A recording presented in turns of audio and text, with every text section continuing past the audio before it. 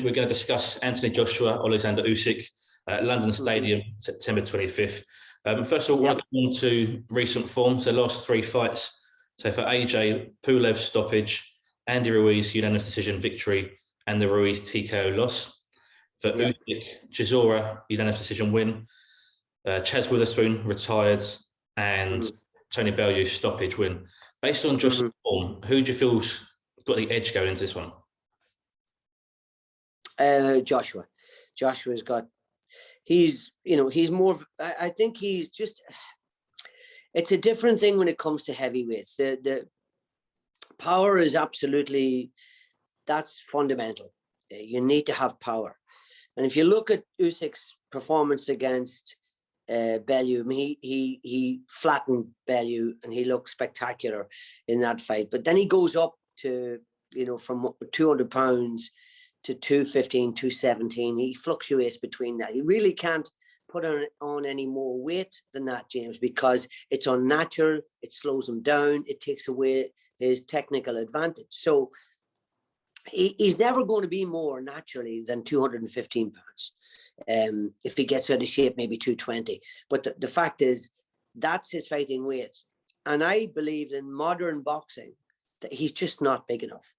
He's just not big enough to make an impact. He's brilliant. And there used to be an old saying that Mickey Duff used to banter around, if you're good enough, you're big enough, but not when it comes to heavyweights, because you need to have, the Hail Mary punch is vital.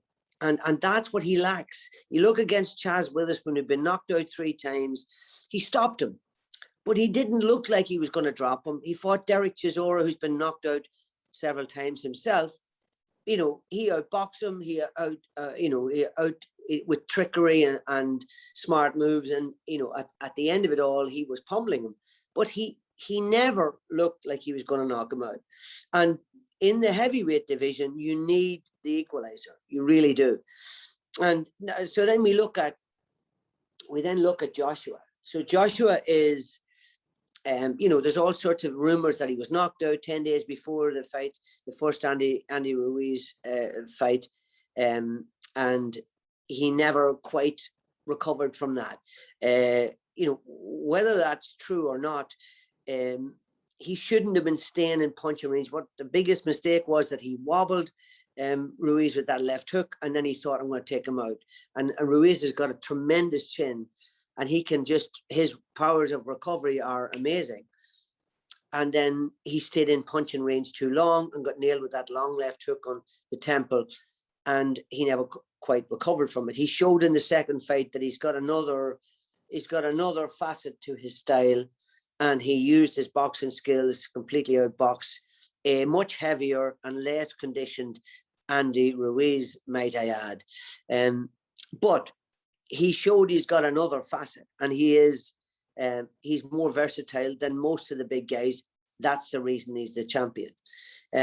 I think that there's no doubt that Usyk can be in the fight up until the halfway stage and might even be ahead, but he'll start to tire. And I think that Joshua's natural strength will take over in the second half of the fight, particularly in the championship rounds. And I think he wins. Good chance he wins by overwhelming him and knocking him out. But Usyk is a tough, strong, durable guy. And the great asset of having speed and seeing things coming, you're prepared for them. And that's the advantage that he has going up into the heavyweight division. He sees everything his opponent's going to do before it, which means your brain is prepared for a shot that's going to come when you see it. Whether it's hard or not, you're prepared for it. But again, he lacks power, and I think that's going to catch him out. You mentioned obviously Ruiz had a good chin. Usyk, I don't feel Usyk's really been tested in terms of his chin. He's very durable. He's obviously unbeaten. Why do you feel Joshua can stop him? Have you seen any chinks in his armory? No, I just think that, fatigue sets in everybody. And I don't know what the story is in relation to the ring size and everything else. Usyk will be looking for a big ring. Obviously, Joshua will be looking for the minimum size ring, so he doesn't have to chase him and run round after him every night. Those will be hammered out in negotiations and will have been already agreed. So I don't know what the story is with that. But ultimately, I just think that Joshua is fast enough and he's clever enough to work out what Usyk is going to do, given the first 6 rounds, which he, as I say, he very well might be behind after 6 rounds. I think it's the last 6 rounds that really matter in this fight.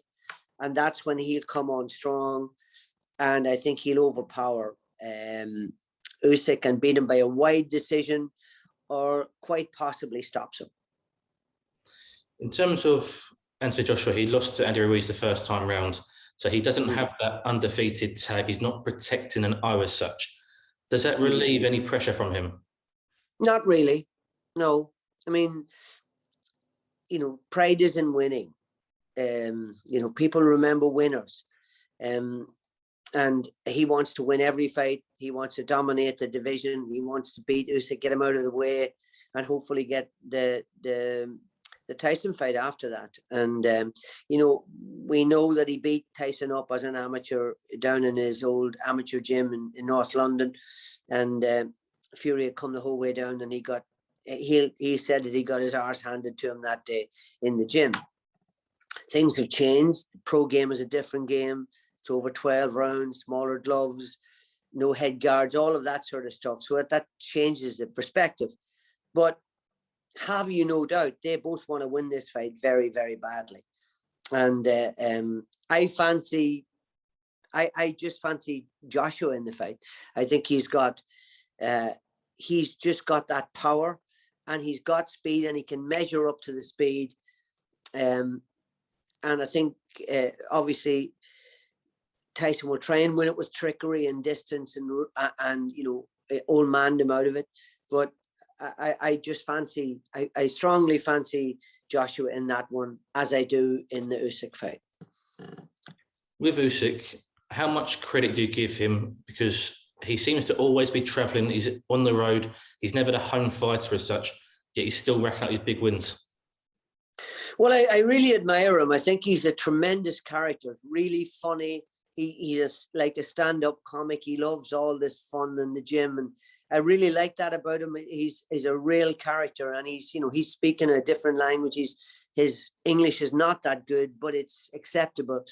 There isn't a real, the reason he fights on the road, James, is pretty simple. There isn't a big professional boxing following in the Ukraine. He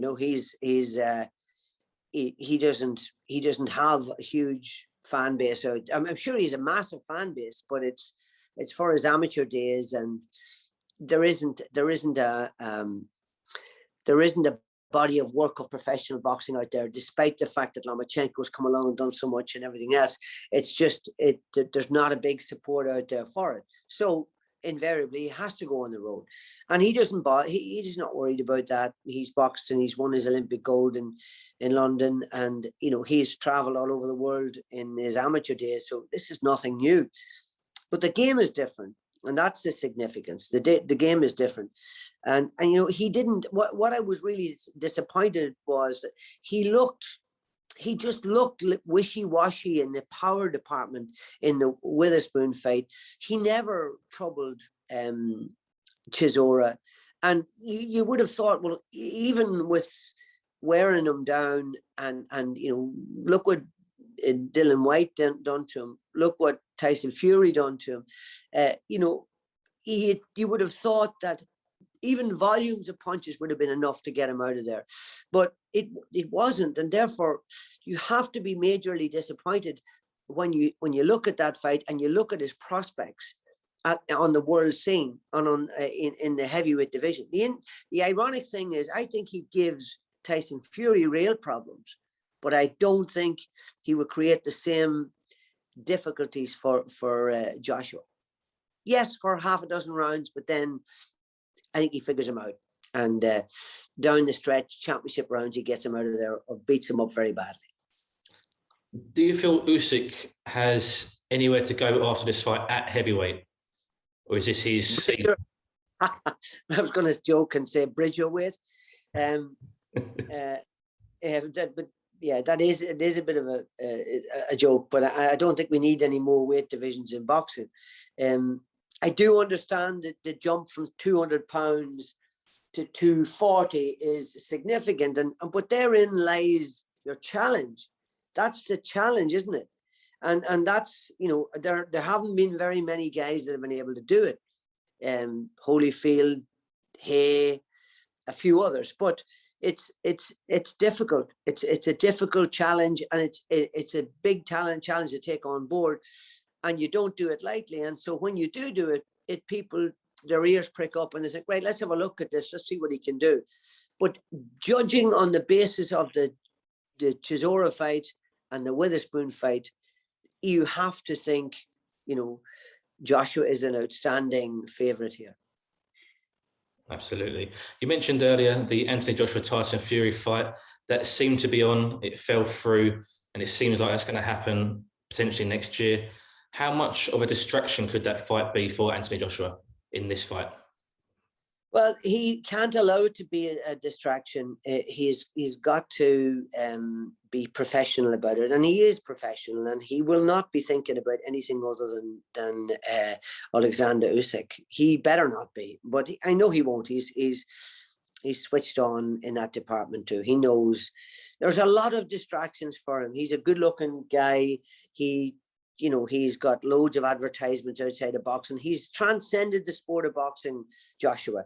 And, you know, all the women love him because he's a handsome dude and blah, blah, blah. And so he has a lot of distractions. And often they can take you and derail you in your boxing career. But he has to realize that without boxing, without his success in that squared ring, nothing else matters. And so therefore, when he goes out into one of these Hollywood events or various other things, they're looking at him because he's the world heavyweight champion. And so therefore, that is sacrosanct. You've got to protect that. And therefore, training, and I know he is pretty assiduous when it comes to training. He is dedicated and very dedicated, and he wouldn't have got to where he got to.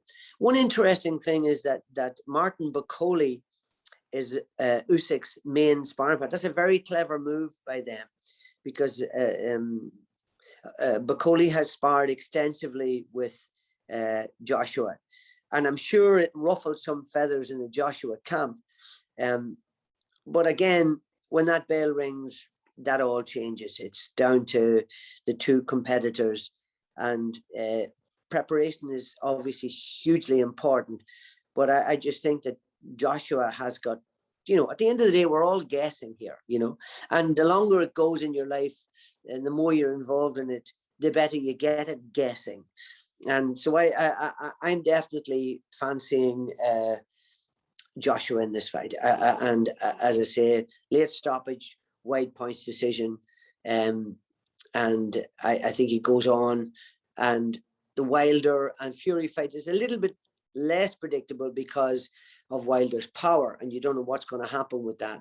And you know that Tyson has this sort of Indian sign over him, and he's got the fear in him, but he's trained better. He says this time he's going to be a different fighter. And with that knockout power that he's got, all you need to make a mistake is a nanosecond, and then it's good night Vienna.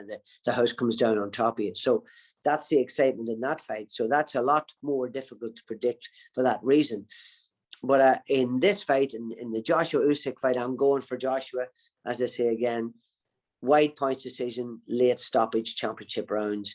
And let's hope that Tyson can get through Wilder again, and we have two Brits fighting for the unified world title. Absolutely. Very last question from me, Barry, just to touch on what you mentioned about the sparring partners, Martin Bakole. Do you feel that's something more of mind games on Usyk's team's part, or are they trying to get information from Bakole, do you feel? That's a bit of both, really. You know, I know Martin and I know Billy, his manager. They're good people, and they know what they're doing. They're there to do a job. Martin travels extensively and spars all over the place. That's how you get better. That's how you make improvements. And all the best fighters in the world were originally sparring partners, because that's a clever way to do it. Larry Holmes, Ken Norton, George Foreman, you go on and on and on. And Muhammad Ali, you learn by getting sparring with the best, and you go and you make yourself available. And sometimes you get paid a lot of money for it as well, as we know with Daniel Dubois. Sparring is crucial, and it's very important. And yes, of course, it's mind games on Usyk's behalf, but I think Joshua's been around too long for that to affect him. It shouldn't affect him, and so I'm looking forward to it very much so. Fantastic, Barry. I appreciate your time and thank you for joining me. Thank you, James. Look forward to speaking to you again at some time.